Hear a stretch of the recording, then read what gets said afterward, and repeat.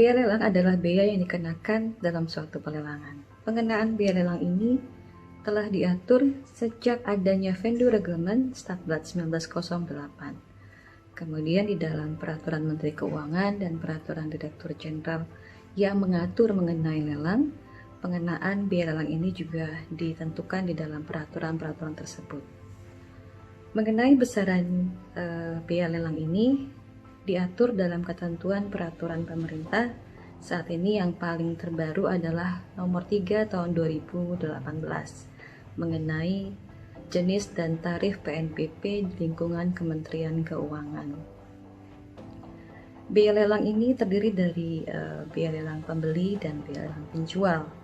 Biaya lelang pembeli tentunya berarti biaya lelang yang dikenakan kepada pembeli, dan biaya lelang penjual artinya biaya yang dikenakan kepada penjual.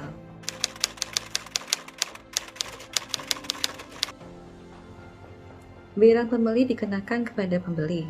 Cara memungutnya adalah dengan menambahkan harga penawaran pembeli dengan persentase biaya lelang sebagai PNBP. Misalnya dalam lelang eksekusi, di mana pembeli dikenakan biaya lelang pembeli sebesar 2%, maka jika pembeli mendapatkan barang lelang dengan harga 100 juta, maka pembeli harus menambahkan lagi pembayarannya dengan 100 juta dikali 2%. Sedangkan biaya lelang penjual kita pungut dengan cara mengurangi hak penjual sebagai hasil lelang. Jadi sebelum kita menyerahkan hasil lelang kepada penjual, uang lelangnya kita ambil terlebih dahulu sebagai biaya lelang penjual untuk kita setorkan ke kas negara. Dan semua biaya lelang ini disetorkan ke kas negara untuk penerimaan negara, bukan pajak.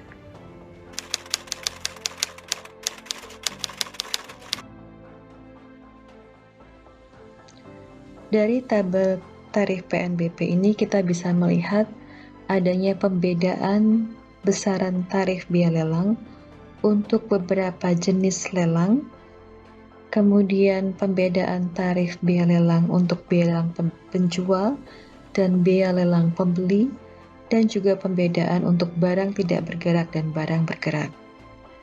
Satu hal yang bisa kita lihat yaitu apabila penjualnya adalah negara, sebagaimana contoh pada nomor 1, yaitu lelang eksekusi barang yang dirampas untuk negara, biaya lelang penjualnya adalah 0% dari pokok lelang.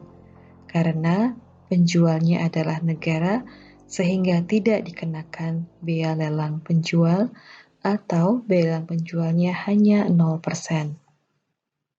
Demikian pula halnya untuk lelang non-eksekusi wajib barang milik negara, barang milik daerah. Biaya lelang penjualnya juga 0%. Kemudian kita bisa melihat bahwa biaya lelang untuk barang tidak bergerak lebih kecil daripada biaya lelang barang bergerak. Hal ini dikarenakan untuk barang tidak bergerak, pembeli masih akan dikenakan bea perolehan hak atas tanah dan atau bangunan sesuai ketentuan.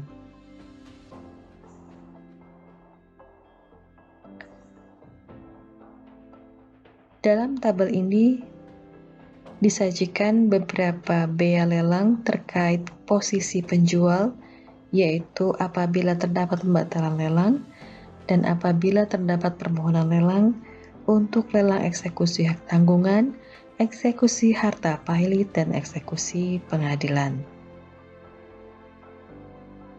Di dalam Peraturan Pemerintah Nomor 3 Tahun 2018 juga disebutkan bahwa apabila barang tidak bergerak dijual dalam satu paket dengan barang bergerak, maka tarif biaya lelang yang digunakan adalah tarif biaya lelang untuk barang bergerak. Pelunasan pembayaran harga lelang berikut biaya lelangnya harus dilakukan oleh pembeli paling lambat 5 hari kerja setelah pelaksanaan lelang. Dan setelah itu, penyetoran biaya lelang ke kas negara harus dilakukan oleh Bendahara Penerimaan KPKNL paling lambat 1 hari kerja setelah pembayaran diterima.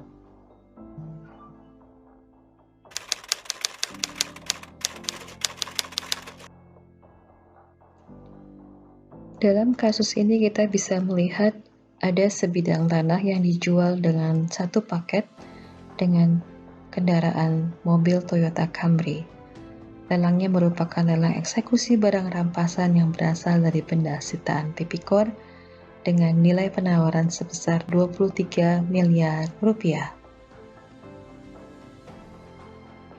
Dalam jawaban kasus ini, pemirsa bisa melihat mengapa biaya lelang penjualnya adalah 0% dan mengapa biaya lelang pembelinya adalah 3%.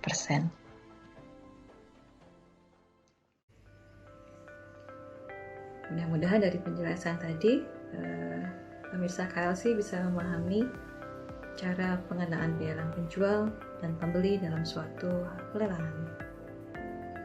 Saksikan terus tayangan video kami di channel pembelajaran digital Kemenko Learning Center, Belajar Tanpa Batas.